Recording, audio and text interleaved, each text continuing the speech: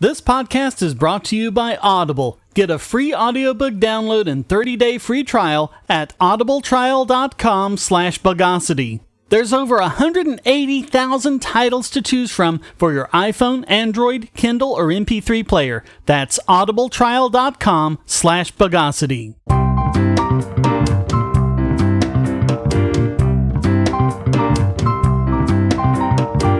Welcome to the Bogosity podcast for the 18th of July, 2016, the Copper Top Podcast.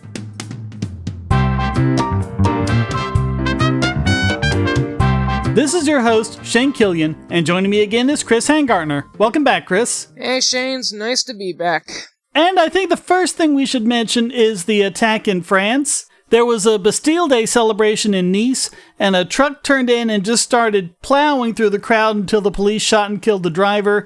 The current death toll, the most recent one I've seen, is 84, but that happened just a short time ago as we record this podcast, and as usual, we really want to avoid making a whole lot of claims and commentary about tragedies until we have time to learn more about what happened and why. You want to bet that right now there's already politicians saying, see, this is why we gotta build a wall around the country. Yeah, and we gotta ban assault milk trucks. Yeah, people, before you make claims like that, can you wait a few days before they have all the information? Yeah, so that we know what happened and we know what motivated them and how that might be prevented. Because, I mean, in the past when people have done that, they'd end up looking kind of dumb. It's like, well, we need background checks. Well, he passed the background checks, so, you know. Or, we need to ban assault weapons, but the guy didn't use an assault weapon. He only had a couple pistols. Yeah, so we're not going to really talk about it. We might talk about it next week, but for now, all we're just going to say is our thoughts are with all of those who lost friends and family in this tragedy. I'm sorry it happened again, France. So let's repacify the news of the bogus.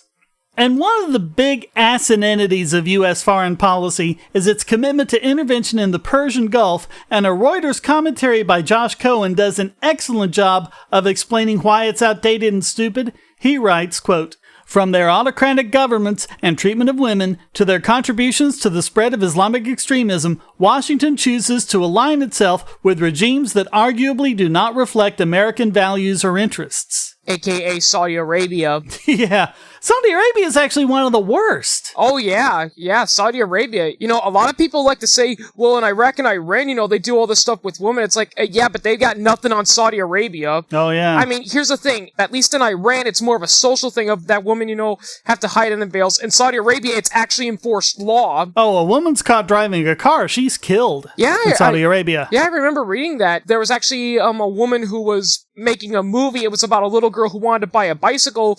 She had to hide in her car while filming it while a male, you know, was directing because she was afraid the authorities would grab her. Well, and like people are talking about how horrible it is that you can go on the dark web and use cryptocurrencies and do illegal things, but that's actually how a lot of women over there are making money. Yep. They're doing jobs online or even just doing jobs in like this secret area where they're making clothes or whatever and they're paid in Bitcoin. I have no idea why we're allies with Saudi Arabia. Well, let's see if Cohen can enlighten us. He says, quote, "The answer to this question lies in a 36-year-old policy first articulated by President Jimmy Carter in his 1980 State of the Union address.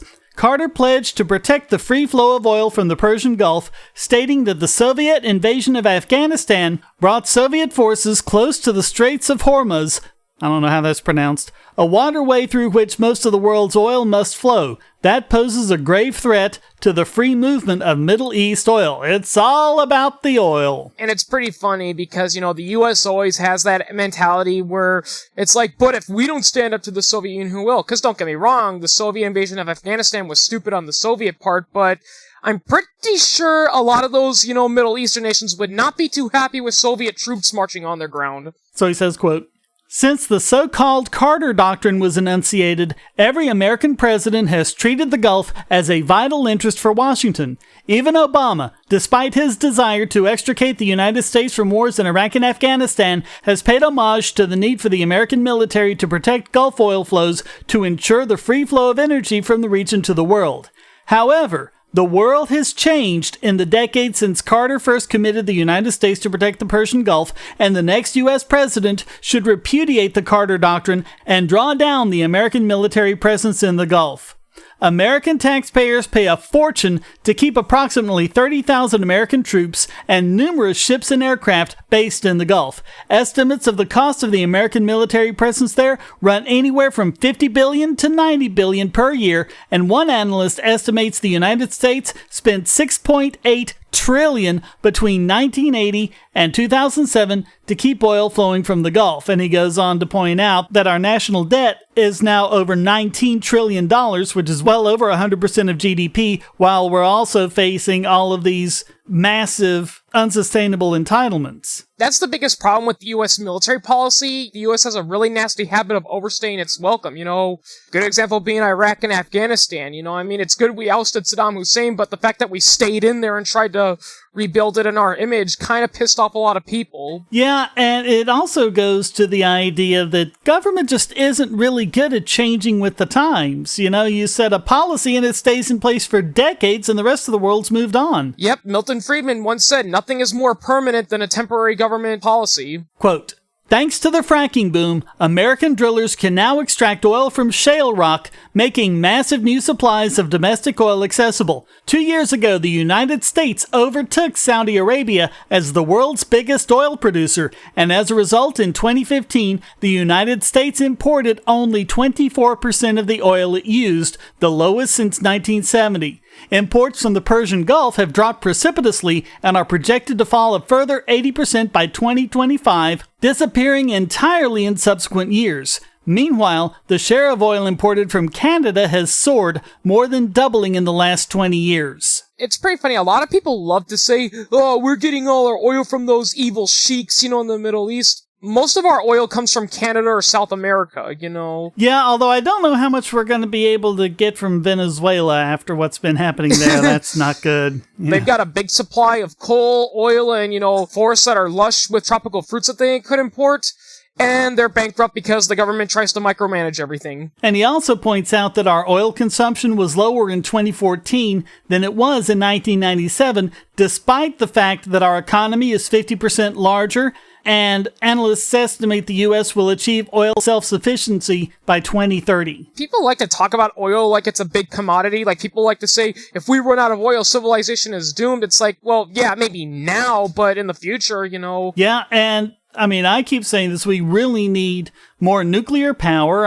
That's going to be sustainable. Again, it goes back to that whole mentality. People, those environmentalists like to hate on oil. They say, oh, if oil's polluting, it's nasty, it's filthy, not to mention it funds all these U.S. imperialistic wars.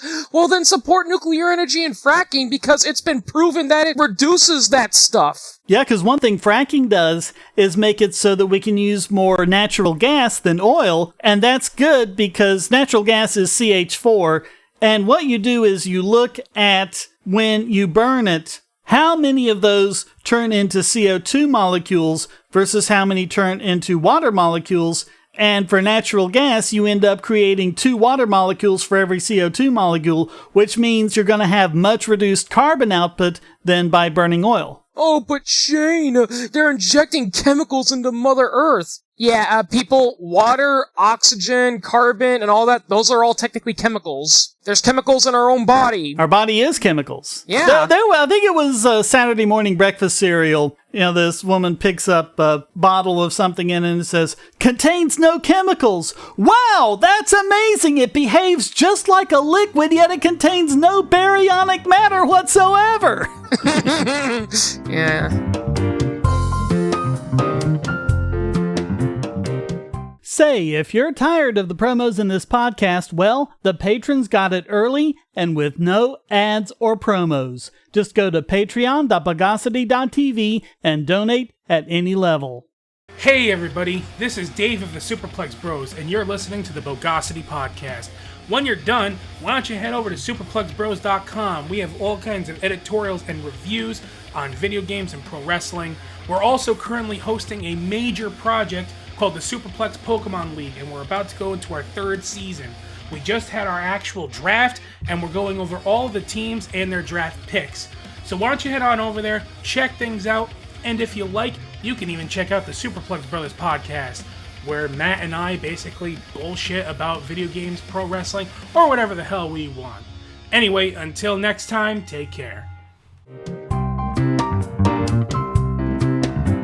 And more bewildering Bogosity from the US in the name of the war on terror. Apparently, and whether they intended to or not is probably debatable, but the NSA has just labeled Linux fans, as well as fans of online encryption, as extremists. Oh yeah, how dare those extremists keep their files secure and protected? One of the technologies they're targeting is called Tails, which is a Linux distribution made for pure online privacy. All outgoing connections are forced to go through the Tor network. All non-anonymous connections are blocked. You can boot it from an external USB drive without affecting your installed system, and it won't save any information you don't explicitly tell it to. Sounds pretty effective. And they also mentioned the Tor browser, which is a less secure way of doing it, but it'll run on your existing installation of Windows, Mac OS, or Linux. It forces all of the connections through Tor, although there is the possibility of a site installing malware to leak private information, and that's exactly what the FBI did with their child porn site, if you remember us talking about that. Oh yeah. And by the way, Tor was created in part by the NSA to help secure our nation's information infrastructure. Oh yeah. Government hypocrisy. Yeah, them and the U.S. Navy, I believe. Yeah. It's good and a helpful tool when the state uses it, but you little peasants aren't allowed to have it. And thirdly, they mentioned the Linux Journal, which is a journal with articles about all sorts of things related to the Linux operating system. And make no mistake about it, you might be running Linux on lots of things and not knowing it. You got an Android device? Well, if you do, that's Linux. You got a Roku or a TiVo? So many things like the smart TVs and even these Internet of Things devices, most of them are actually running some form of Linux in the background. I don't know why, but for some reason Linux gets a lot of hate on the internet. I don't know why. So, this information is from documents leaked in connection with Edward Snowden, which talked about a surveillance program called X-Keyscore, where the NSA flagged members of the Tor community and related IP addresses for surveillance. Also, any IP address involved in any web search for the term Tails or its meaning. So, just looking for this stuff is enough to get their attention. And in response to the allegations, the NSA released a statement saying, quote, "The NSA collects only what is authorized by law to collect for valid foreign intelligence purposes." Yeah, only problem is that those guys get to write the law, so it's like, wait a minute, this search doesn't comply with the law? Okay then, contact Congress and tell them to rewrite the law saying we can do this. Well, we know from the Snowden documents that that's a lie. Oh yeah, they're doing domestic spying. Yep. And it's pretty funny because I think we mentioned this before, but when people filed a Freedom of Information law and they won and the government had to release some documents related to their operations in the Middle East, and 90% of the documents were blacked out. Yeah, we covered one case where the Obama administration basically sent out black pieces of paper. You could see the page number, but everything else was just this huge black rectangle. And it's pretty funny because when they sued Domain to know why did you do that, a common thing they say is, well, we mentioned a lot of people and the rule says that if we don't get their permission, we can't release their statements, so we have to block it out. Yeah, and they always hide by national security. Oh yeah, they can hide, something from you no matter what if the US government universally declares it a state secret, and here's the thing, the people have no say in what gets declared a secret. Hackers, terrorists, the NSA. But I repeat myself. Your online security is under attack, and the weakest point is your password. That's why you need LastPass. LastPass plugs into your browser and allows you to randomly generate strong, unique passwords anywhere on the web, all protected by one master password. LastPass sets up in minutes and gives you secure automatic logins throughout the web, synchronizing across all your browsers and all your computers, at home, at work, or on the road. It even securely stores sensitive form data, including credit card numbers, backup sensitive documents, membership info, Wi-Fi logins, and more. And with LastPass Premium, you can get these benefits on other applications and even mobile devices, and also get priority customer support. Sign up at password.bogosity.tv for a free month of LastPass Premium. Log in securely everywhere using the last password you'll ever have to remember. Go to password.bogosity.tv and get LastPass now.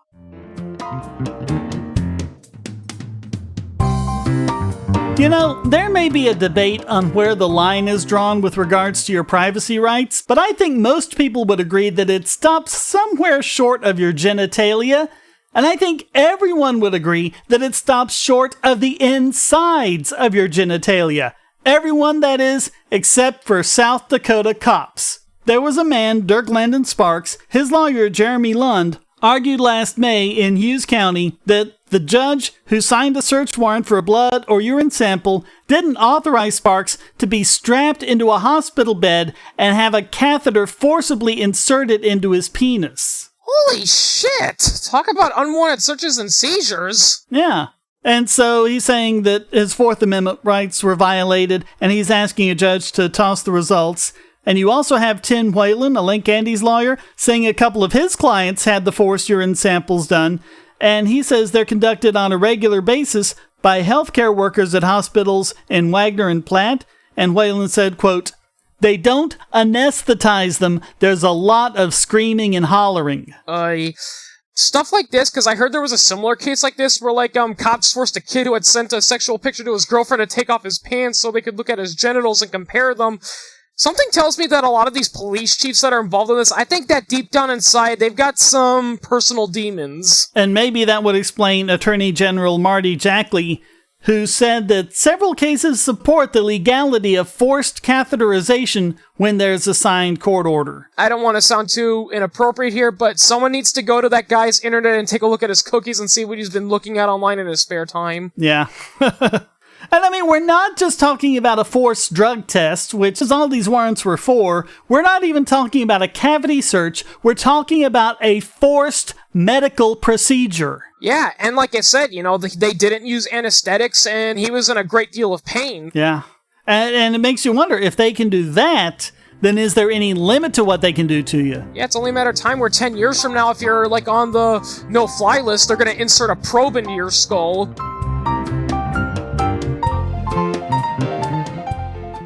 Want to get $5 really quick? Just fire up your mobile device and go to Get5, that's GET numeral 5.bogosity.tv.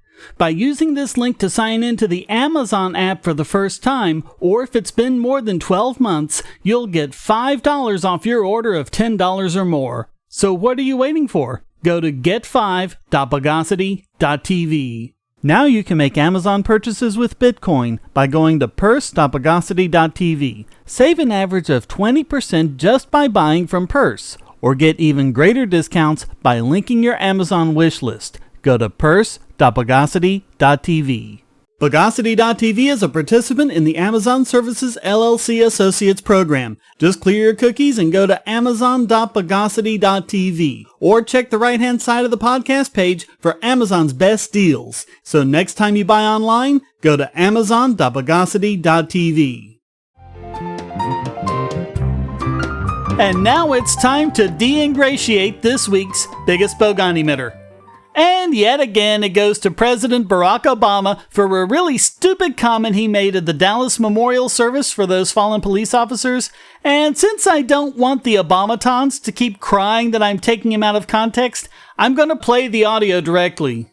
We flood communities with so many guns that it is easier for a teenager to buy a Glock than get his hands on a computer or even a book.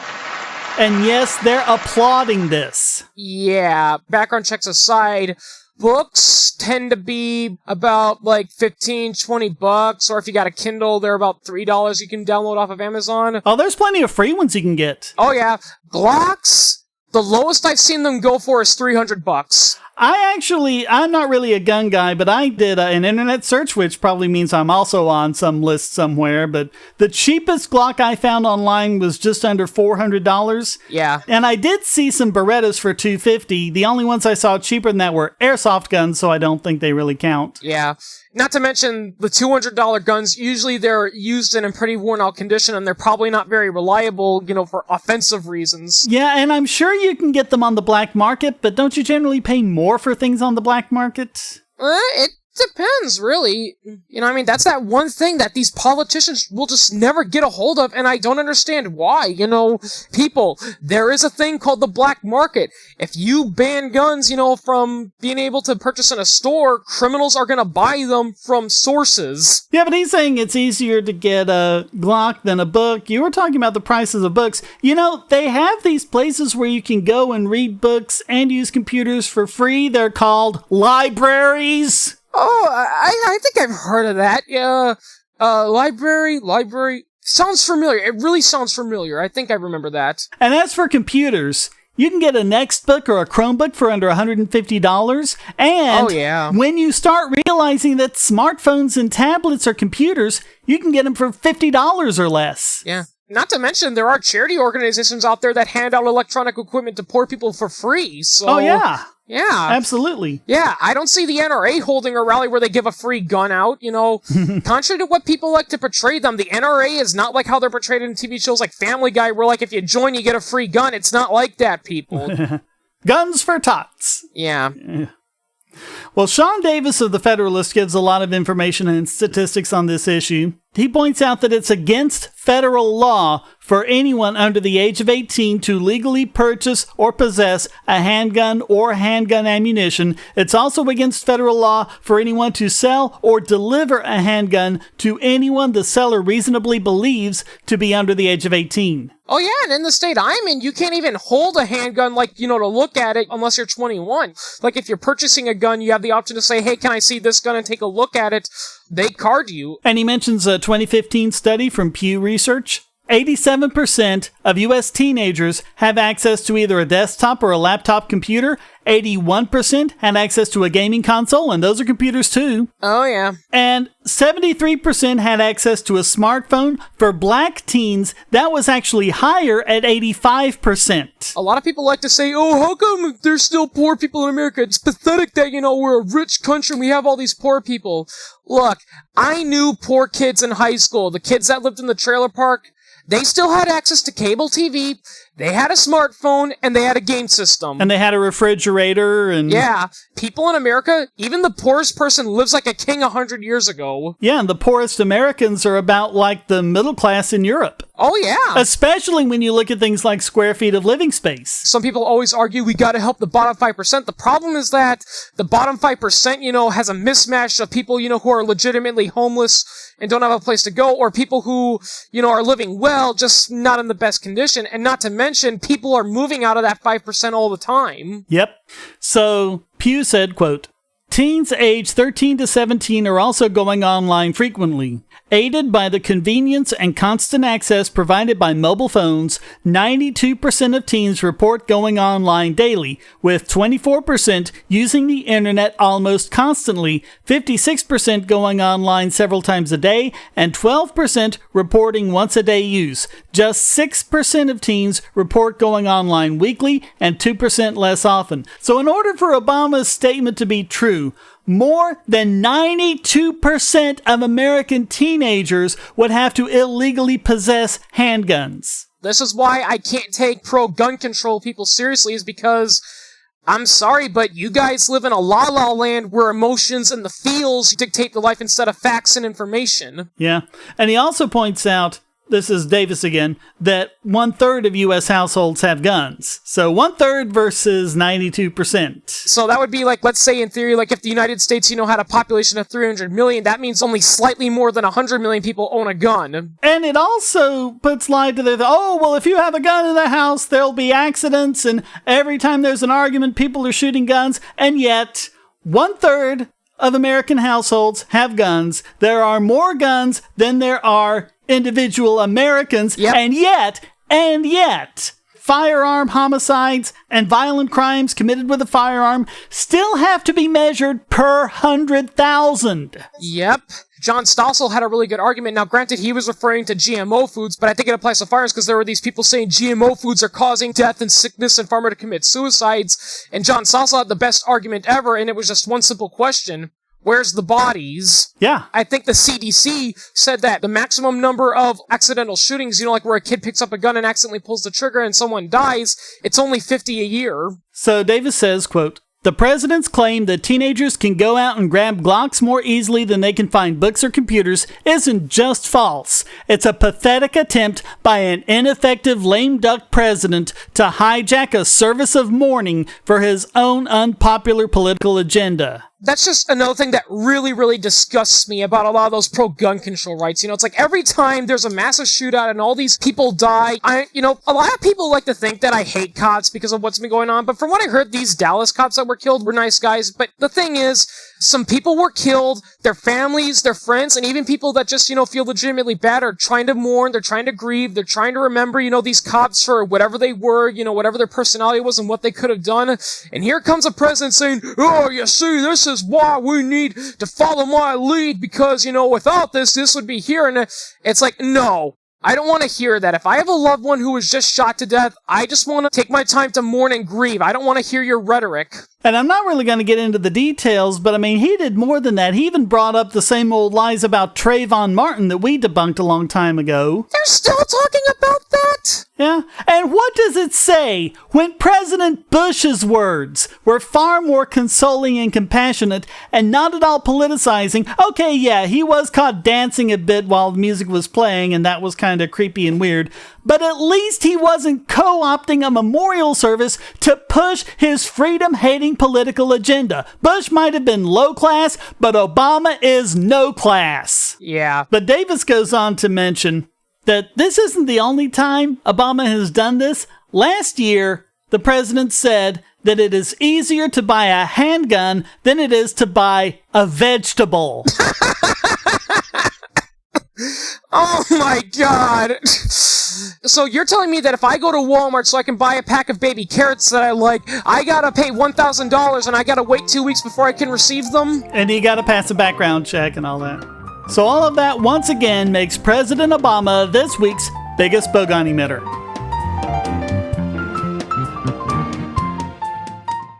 If you're on the Wi-Fi in a coffee shop or hotel, anyone on that network can get your traffic. Do you really trust all of those strangers? For that matter, do you really trust your ISP? A VPN can protect you from prying eyes, disguise your location, and even foil government censors. It's essential in this day and age, so go to vpn.bogosity.tv and you'll be taken to BoxPN. Starting at just $2.99 a month, you can get unlimited high-speed connections to VPN servers all over the world, and they don't log connections, so your privacy is assured. Traveling abroad, just VPN home, and don't worry about what those other governments are doing. Back at home, stop your ISP from traffic shaping and messing with the quality internet access you're paying good money for. You can connect from multiple machines at once, including your smartphone or tablet, and it supports all the secure standards, including OpenVPN and SSTP. Bypass censors and surveillance with your own secure VPN connection. Go to vpn.bogosity.tv.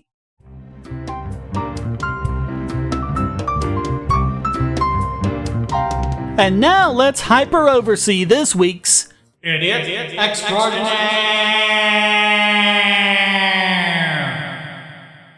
And this week, it goes to Russian Federation President Vladimir Putin, and I think there's some sort of worldwide contest among political leaders to see who can make the most stupid and ignorant statements about encryption. Oh yeah, let's see what Comrade Putin has to say now. He's ordered the FSB, that's the Federal Security Service, they used to be the KGB. Yep. I remember them, believe me. To require all organizers of information distribution, whatever that means, to store copies of absolutely everything that they transmit, including phone calls and texts, for a period of 6 months and the metadata for 3 years, and give it to the FSB upon request, including any information necessary to decrypt those messages. I have a really long history with Putin because, here's the thing. I'm an anti-statist in general, and I hate statism at any level, yet I cannot tell you how many times I see in an internet debate whenever time I criticize, Vladimir Putin, all these Russian nationalists are saying, well, you're just a red-blooded American that wants the people of Russia to starve while you rich American imperialists asking our defeat. It's like, no, I'm against statism as a level, It's like, geez, have you heard us criticize our side, Yeah, We just gave President Obama a reaming, Yeah, I tell this to people all the time. Just because America is a sinful country does not give Russia the excuse to be a sinful country. Yeah, that's tu quoque. Yep. I do not like Putin. I do not get why so many Russians love him so much. This is a guy who dropped cluster munitions on Georgia, and this is a guy who, in that same conflict, armed South Ossetian terrorist cells to attack Georgian villages, and this is also a guy who is largely responsible for the Ukrainian crisis, because he was caught bribing the Ukraine government to cut off their ties with the EU and stay in, the Russian trade alliance or whatever. Now, as we've discussed before, one big way our online transactions are becoming more secure is because of perfect forward secrecy, which means that the encryption keys won't do you any good. I mean, if you record the conversation, even if you get a hold of the encryption keys later, you still won't be able to decrypt it. So in order to comply, websites and whoever else is covered by this law would have to store separate copies of the entire unencrypted transmission, which would require huge new data centers, which could put a lot of them out of business entirely. And, of course, a lot of those old Soviet dogs, because sadly there is a resurgence of that coming back, are saying, oh, see, this never would have happened in communist Russia. It's like, Russia is not capitalist, people. They may not be communists, but they sure as heck ain't capitalists. And that sort of thing went on all the time in the Soviet Union. Oh, yeah. I like that one of Yakov Smirnov's jokes it's like, how do you explain Watergate to someone from the Soviet Union? Government broke into a hotel and set up microphones. In Russia, we call that room service. Yeah, and the thing is that, Russia may not technically be communist anymore, but they still hang on to a lot of those old Soviet principles. But this is even worse than Burr Feinstein, because it also requires websites to do the data retention as opposed to the NSA storing the data and websites just having to give up the key. And another reason why this law scares me, especially for the people of Russia, is because here's the thing. Say what you want about the American government, but at least one benefit that we Americans have is that our government is incompetent and doesn't even know how to enforce half the laws it passes. Not in Russia. Well, that's the thing. They've just enforced them all the same way. Kill people. Oh, yeah. Yep. If Edward Snowden was from Russia and he was in the FSB and he was caught leaking stuff, we wouldn't have heard of him. They would just mention Edward Snowden's going in for trial for crimes against the motherland, and then after that, we don't hear from him ever again. Well, that's what our country wants to do to him. So. Oh, yeah. This would also require Russia to update their outdated electrical grid and cables at costs estimated between $30 and $77 billion. That's another funny thing that always makes me laugh about a lot of those Russian nationalists, is that they're always talking about how Russia is very advanced and all that, and yet they only point at military vehicles. And all of this has to happen in 2 weeks. Oh, come on, Putin! Ubisoft and EA give their game developers more time than that! He may as well just require all cats to be herded into the same pen. He'd have better luck with that. Yeah, note to self, don't put Vladimir Putin in charge of a video game. Well, this has already resulted in the VPN service private internet access pulling out of Russia after the Russian government seized a lot of their servers, and they said in a blog post, quote, "We believe that due to the enforcement regime surrounding this new law, some of our Russian servers were recently seized by Russian authorities without notice or any type of due process. We think it's because we are the most outspoken and only verified no-log VPN provider." Okay, that part's BS. Lots of them are verified no-log, including BoxPN, by the way, but they're pitching their sales pitch. But anyway, quote, "Luckily, since we do not log any traffic or session data, period, no data has been compromised. Our users are and always will be private and secure." Basically, their servers are glorified NAT routers. That's a good way to make Russia strong again, scare out all the companies that are providing jobs to the Russian people.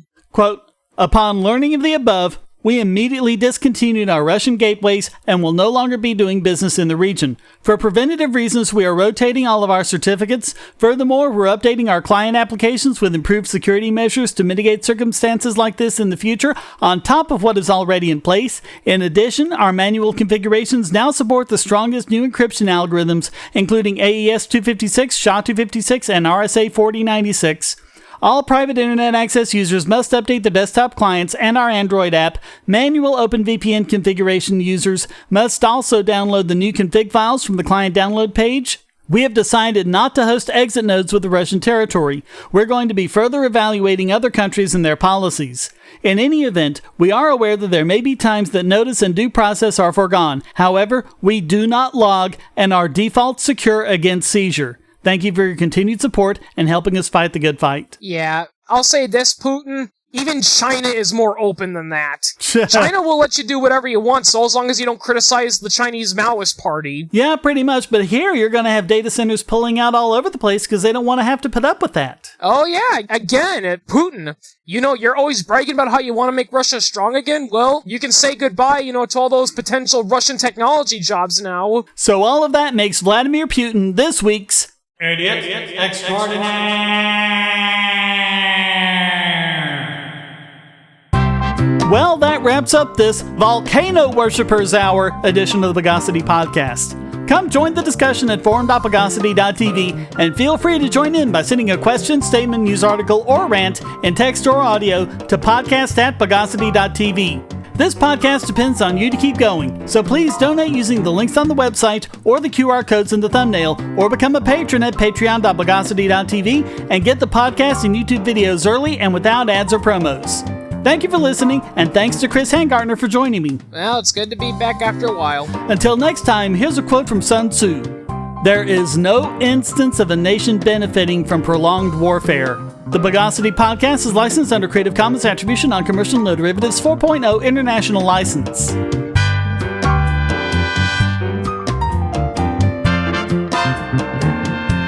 Bogosity.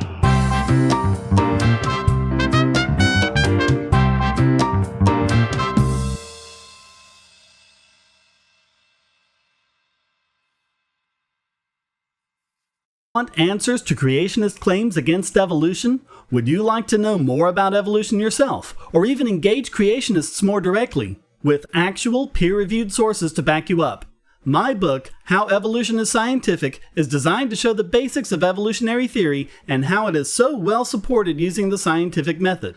It's impeccably sourced, with references to the actual scientific material, and is arranged using the creationists' own criteria of what is scientific. Using their own arguments against them, see how evolution is scientific, but creationism is not, based on observations, accurate predictions, logic, and evidence. Get answers to common creationist claims, and even a primer on abiogenesis, the start of all life. It's all in my book, How Evolution is Scientific, available at Amazon and on Kindle, EPUB, and PDF as well. Get How Evolution is Scientific and never be taken in by creationists again.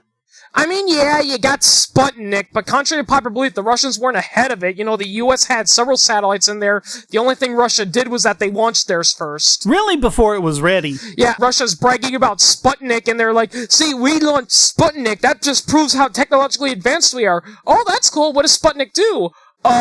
It goes beep. Yeah, it beeps. It beeps. That's actually what it did. The Soviets... Yeah, that's all it did. That was its whole function. Yeah, the Soviets claimed that they made it to monitor, the Earth's weather so they could grow crops better, but the truth is, all it did was that if it flew over your house during a certain time, it would make your radio go beep, beep, beep, beep, beep, beep, beep, beep, beep, beep. Yep, you just turn it to whatever frequency it was, and you'd hear the beeps. Yep.